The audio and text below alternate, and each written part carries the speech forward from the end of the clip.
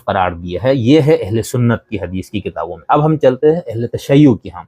اہل تشیع کے ہاں بھی یہی روایت موجود ہے۔ ایک تو اس کے الفاظ یہ ہے کہ من سب نبیا قتل ومن سب صاحب نبی جلدہ، کہ جو کسی نبی کو سب و شتم کرے اس کو قتل کیا جائے گا، اور جو کسی صاحب نبی کو سب و شتم کرے اس کو کوڑے مارے جائیں گے۔ ٹھیک ہے، یہ صحیفہ امام رضا کے اندر ہے علیہ الصلوۃ والسلام یہ روایت۔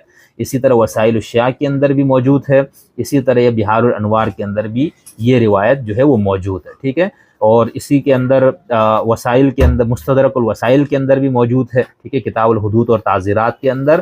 اسی طرح میں نے جیسے آپ کو کہا کہ بہار الانوار کے اندر بھی موجود ہے، اور باقی تفسیر اور حدیث کی کتابوں میں یہ روایت موجود ہے، جس کے اندر یہ ہے کہ جو کسی نبی کی شان میں گستاخی کرے تو اس کو قتل کیا جائے گا، اور جو کسی صحابی کی شان میں گستاخی کرے